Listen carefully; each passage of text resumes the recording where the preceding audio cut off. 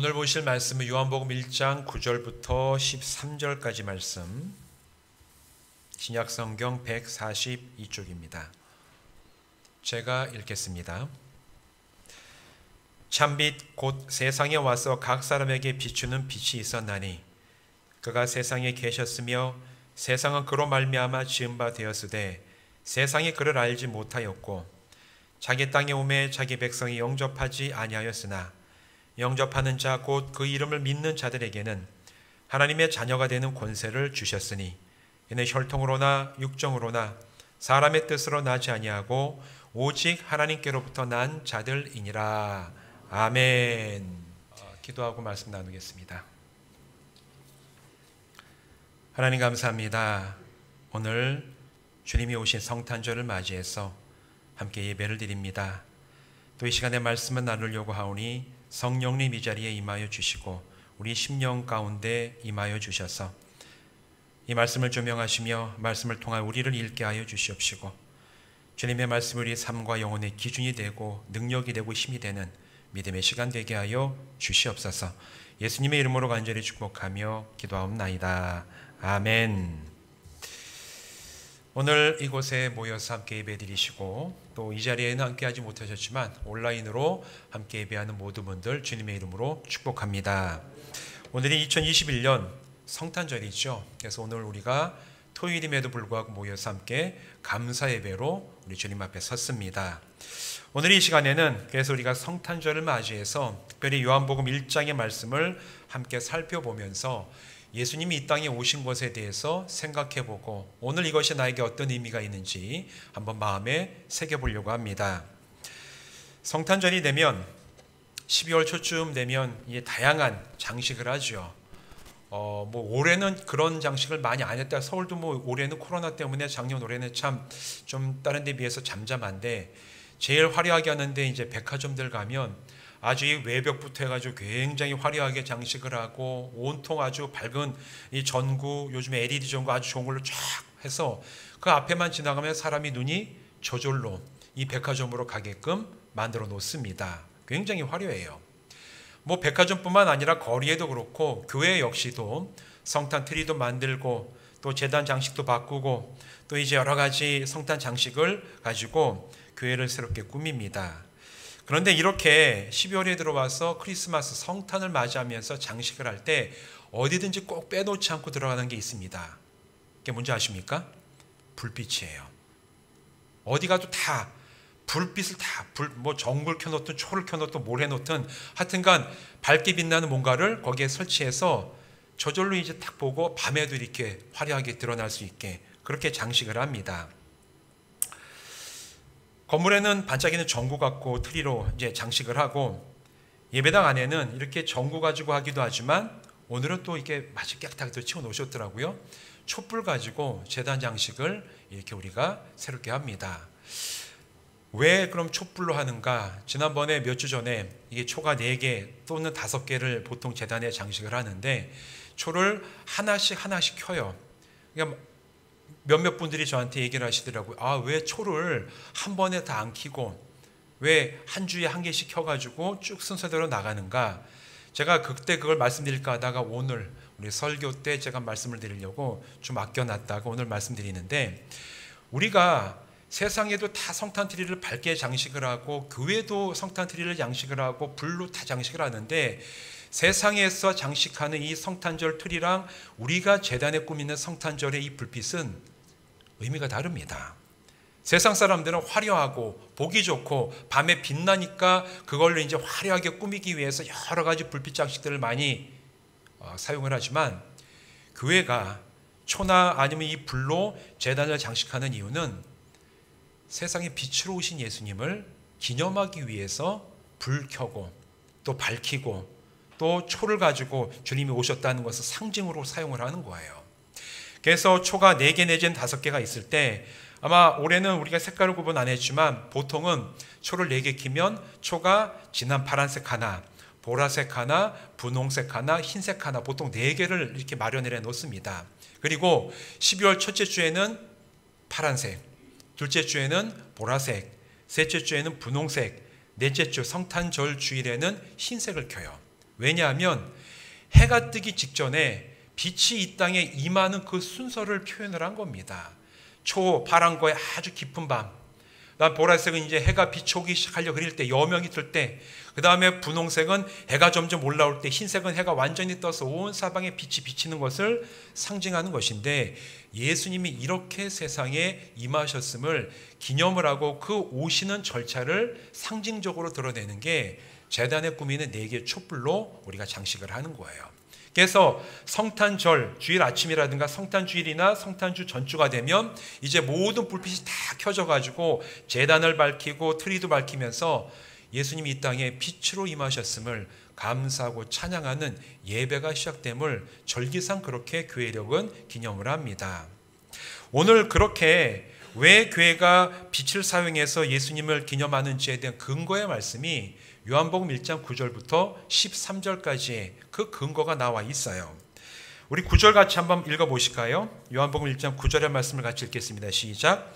참빛 곧 세상에 와서 각 사람에게 비추는 빛이 있었나니.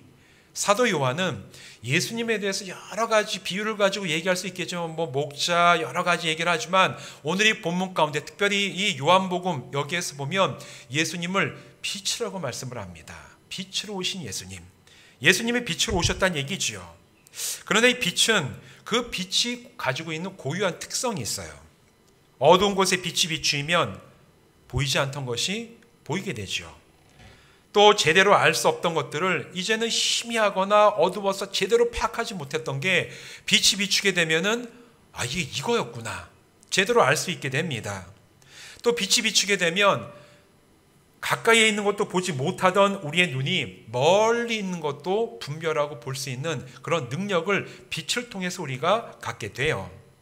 그리고 어두울 때는 대부분의 사람들이 마음이 답답하고 두려움을 느끼게 되지만 그러나 빛이 환하게 비치면은 그 마음속에 있었던 답답함이나 두려움들이 물러가고 평안함과 안전함을 느끼게 돼요. 빛이 주는 이 고유한 특성, 빛이 가지고 있는 성격이 있습니다.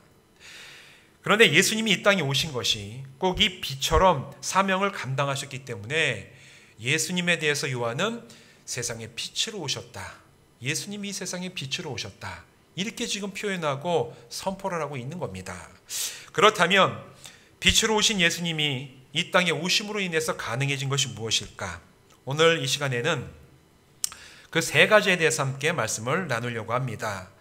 예수님이 이 땅에 빛으로 오셨을 때 첫째, 사람들이 자신이 처해 있던 영적이며 또 현실적인 상황이 어떤지를 제대로 보고 알게 됐습니다.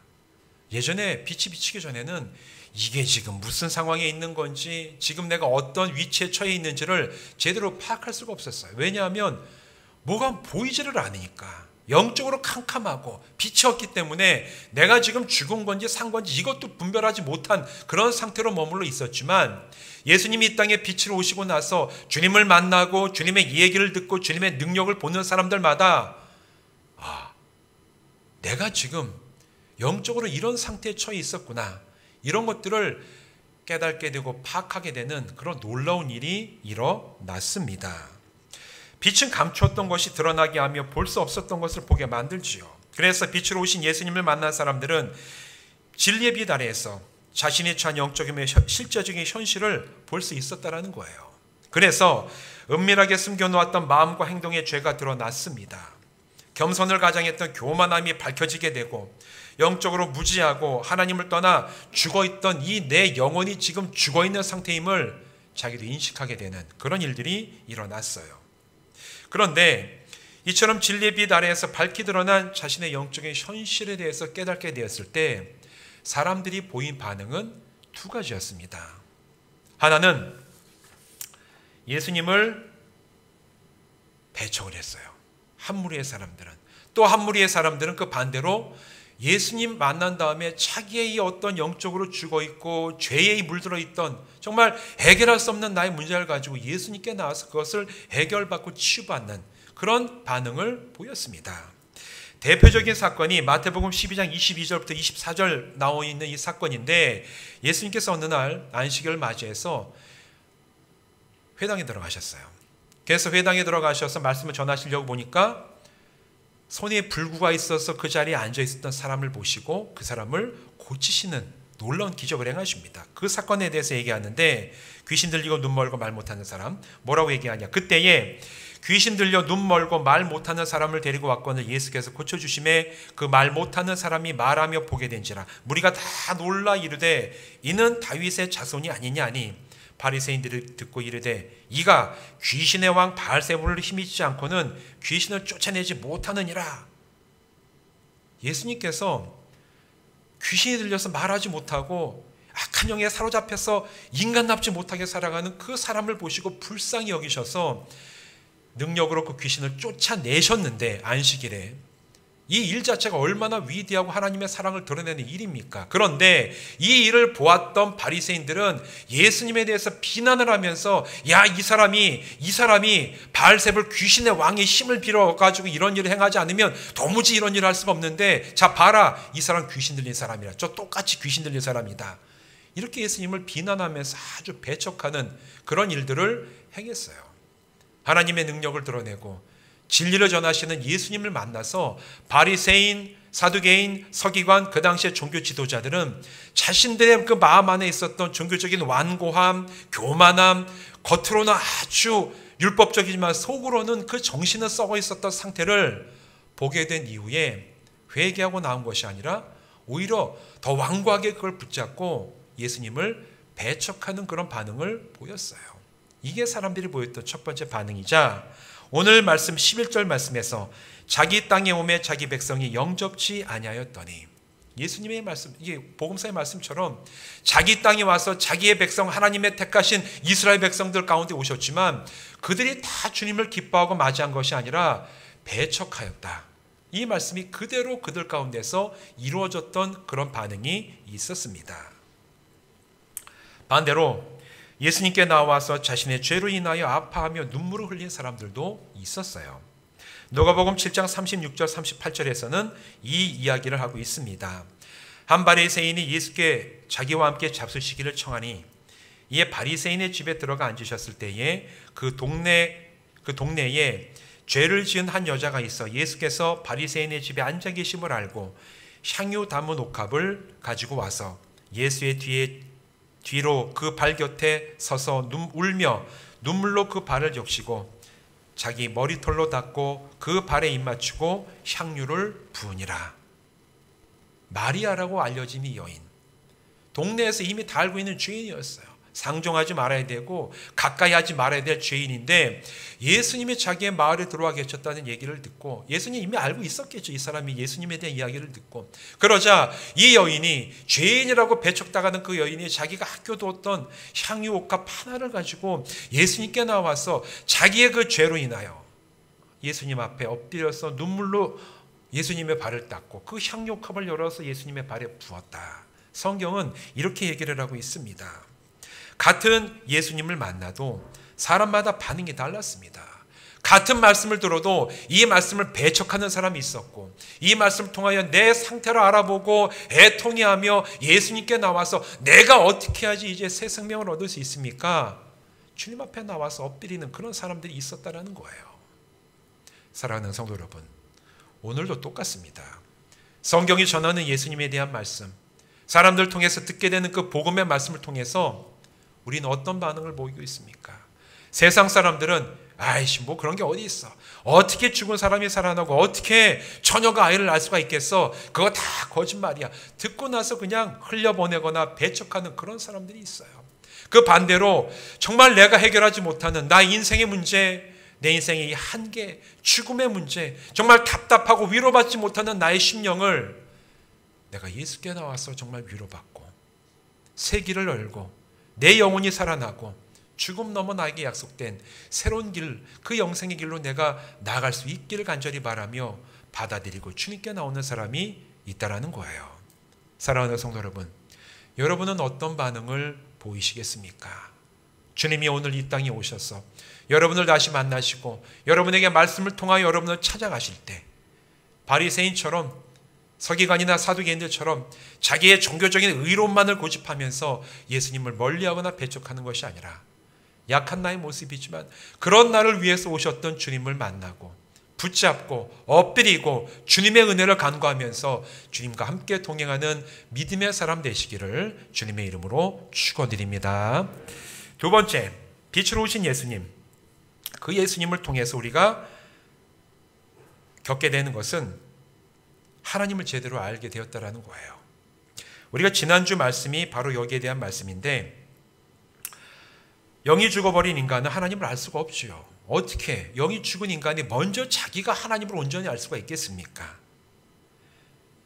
그러자 하나님은 독생자이신 예수님을 이 땅에 사람으로 보내셔서 예수님을 통하여 하나님이 어떤 분이신지를 사람들에게 계시하셨다라고 지난주 말씀 가운데 전했습니다.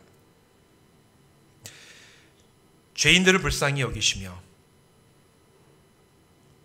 또 죄인들을 사랑하시는 예수님을 통해서 하나님이 이미 영이 죽어버렸던 우리와 같은 죄인들을 포기하지 않으시고 지금도 사랑하고 계시다는 것을 우리로 하여금 알게 하신 사건이 바로 예수님의 사건이었어요.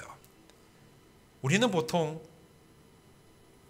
도구를 쓰다가 망가진 버리죠. 요즘에 이렇게 우리 이 동네도 그렇지만 도시 같은 데 가면 키우다가 어떤 버려진 어떤 반려견, 반려묘 이런 것들 얼마나 많이 있습니까? 한때는 정말 이쁘고 귀여워가지고 키우다가 시커먼 실증이 나니까 그냥 버리고, 이래서 이것들이 사회에 돌아다니면서 여러 가지 문제를 일으키는, 이게 뭐 계속해서 이제 뉴스에 오르락내리락 하는데, 사람은 그래요.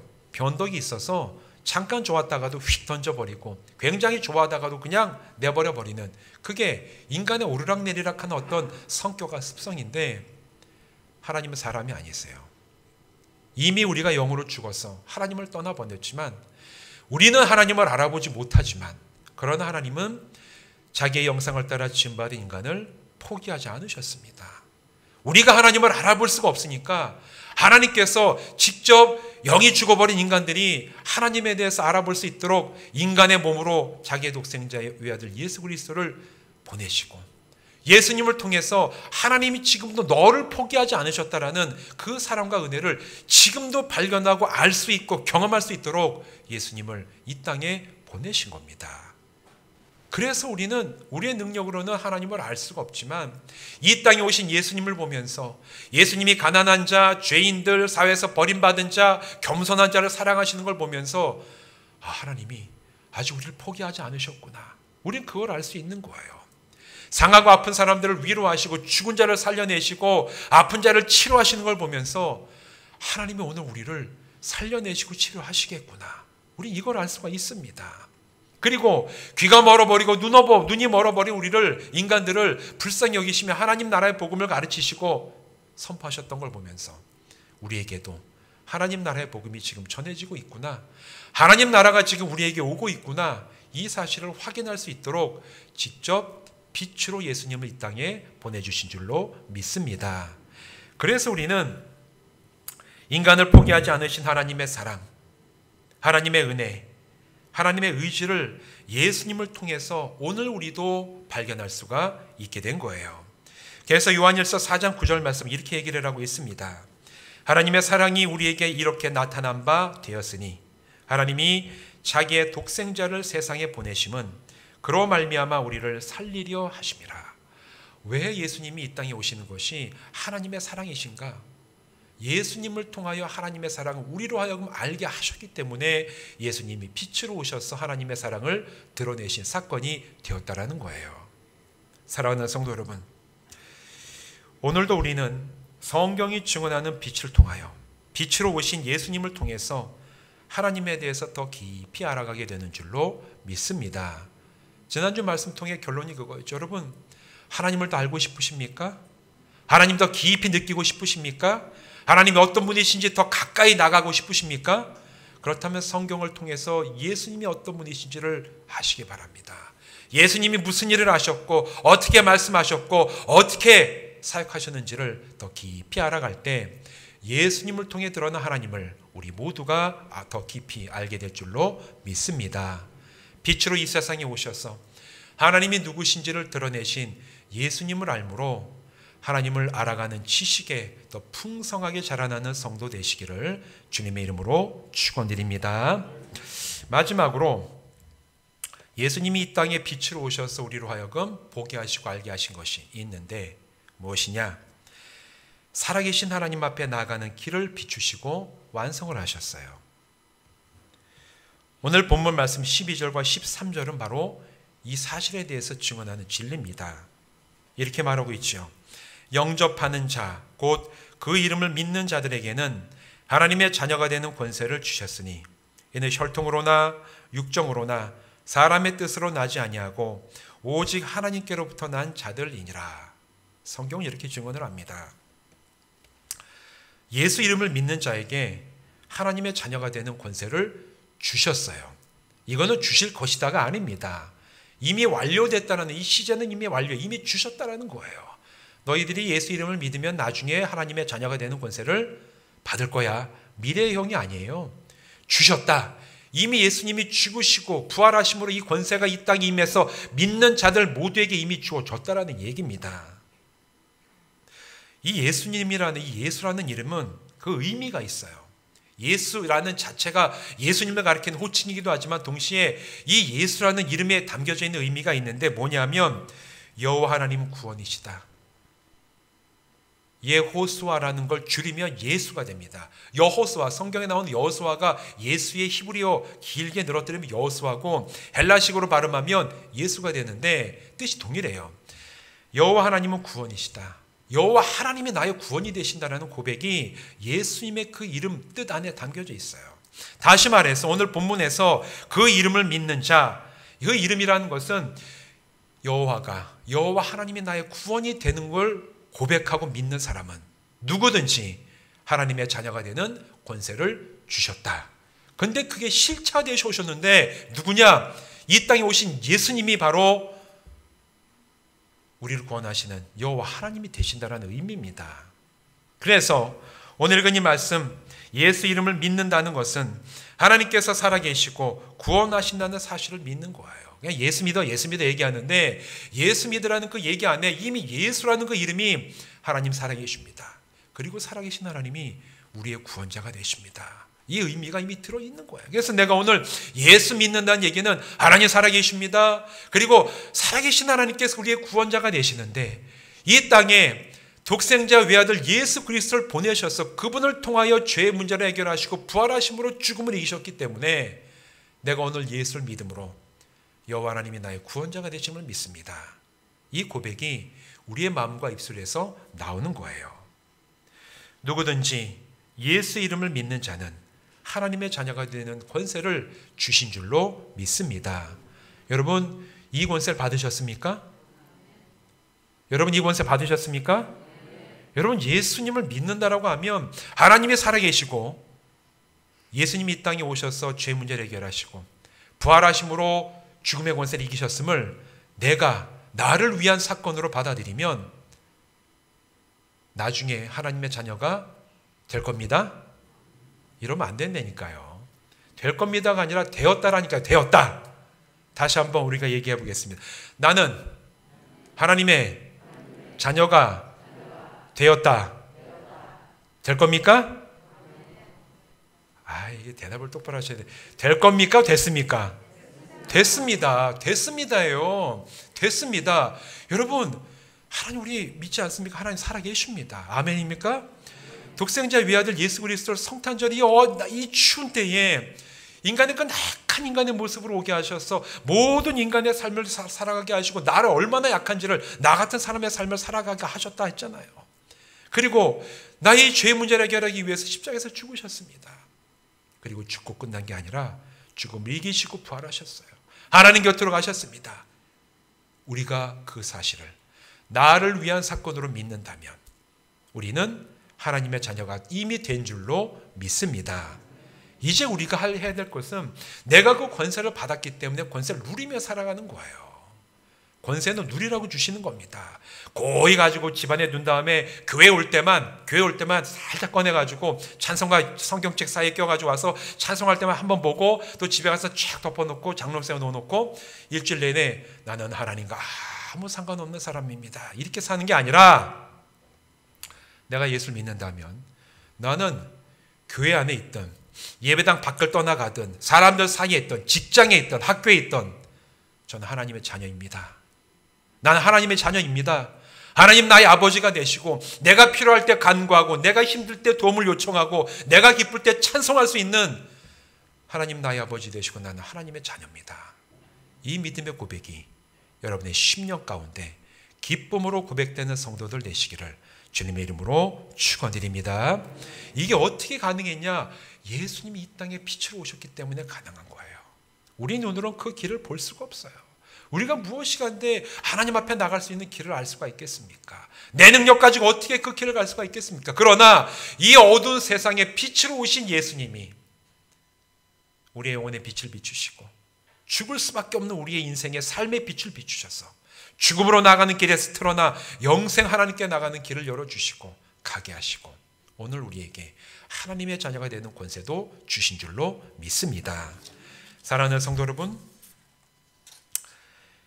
이제는 빛으로 오신 예수님을 오늘 우리가 기념을 하면서 이 세상에 빛으로 오신 예수님을 통해 나의 영적인 상태가 어떤지를 다시 한번 살펴보는 은혜가 있기를 주님의 이름으로 부탁을 드립니다. 주님, 저의 영혼이 지금 이 영혼의 눈이 밝혀져 있습니까? 이 세상에 빛으로 오셨는데 빛 대신 주님을 제가 믿는다고 하면서도 내 영혼의 눈은 여전히 감겨져 있어서 빛 대신 주님을 바라보지 못하고 세상 바라보고 세상의 것만 따라가다가 나중에 세상과 함께 망해버리고 말지 모르는 그런 영적인 상태에 있다면 내 영혼의 상태를 제대로 볼 수 있는 빛을 강하게 비춰 주시옵소서. 여러분 간구하시길 바랍니다. 또 주님, 이 세상에 빛으로 오셨기 때문에 하나님이 나를 얼마나 사랑하시는지를, 하나님이 어떤 분이신지를 온전히 주여 바라보며 나가는 제가 되길 원합니다. 빛으로 오셨기 때문에 내가 나가는 길이 죽음을 향해 가는 길이 아니요 하나님의 자녀요 하나님이 나의 아버지가 되시는 놀라운 권세를 받은 자의 길을 끝까지 성실하게 믿음으로 고백하며 나가는 영이 살아있는 사람의 길 가게 하여 주시옵소서. 기도하며 이 성탄절을 주님과 함께 보내는 귀한 믿음의 계절 성탄절 하루가 되시기를 주님의 이름으로 부탁드립니다. 기도하시겠습니다.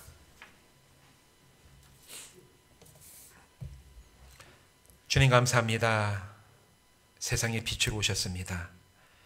주님이 세상에 빛으로 오지 않으셨다면 우리가 어떻게 우리의 영적인 상태를 온전히 알고 예수 앞에 나갈 수가 있었겠습니까? 어떻게 하나님의 사랑을 헤아려 볼 수가 있었겠습니까? 어떻게 하나님을 내 아버지로 내가 하나님의 자녀라고 담대하게 고백할 수가 있었겠습니까? 세상에 오신 빛으로 오신 예수님 통해서만 그 일이 이미 우리에게 이루어진 줄로 믿사오니 하나님, 오늘 이 성탄절 또 이 성탄절 이후의 삶 가운데서 빛으로 오신 예수님을 온전히 바라보며 주님의 빛 가운데 성실하게 믿음의 길을 달려가는 새로운 교회 성도들 되게 하여 주시옵소서. 예수님의 이름으로 축복하며 기도하옵나이다. 아멘.